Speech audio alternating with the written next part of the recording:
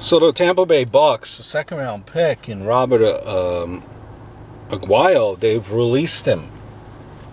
They picked him in the second round, and that was a move that everyone thought was a very bold move,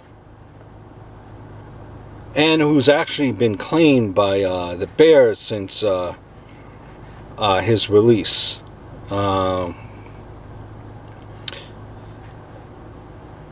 Listen, the GM said that he was determined to get the best possible kick out there.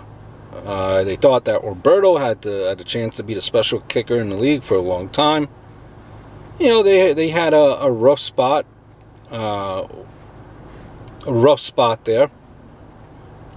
as far as kickers. 2016 draft, he was picked second.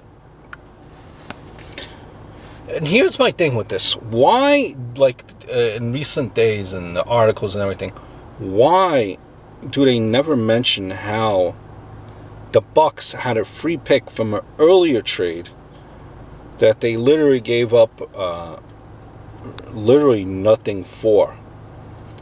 Also, let me ask you this. What's the difference? What's the difference between this second round pick, okay, and the countless number of second round picks teams have failed on, if I may ask you that?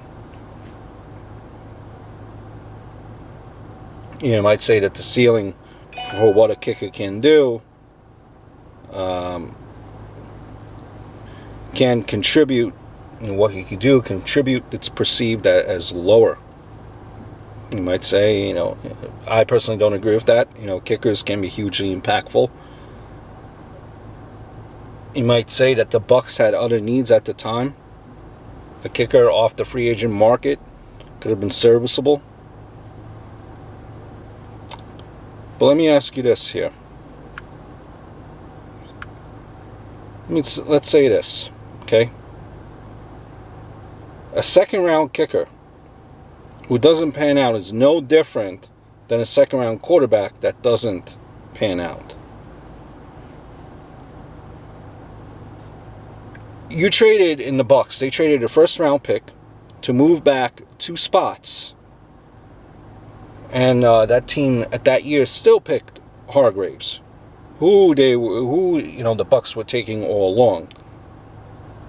And with that trade, the Bucs received an additional pick. That additional pick and the original third round pick was used to trade with Kansas City for the pick that was used on the kicker, Aguayo.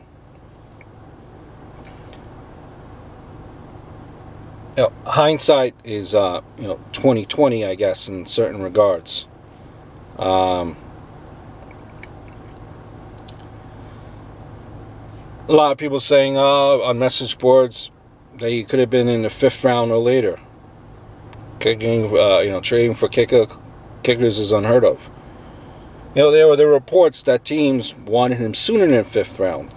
The Patriots, the Cheatriots, the Steelers, I think, which was one of the factors for the trades.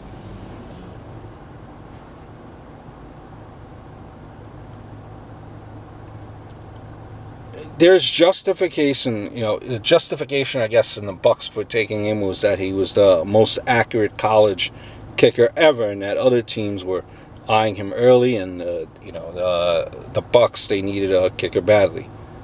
He didn't pan out. It's the end of the story.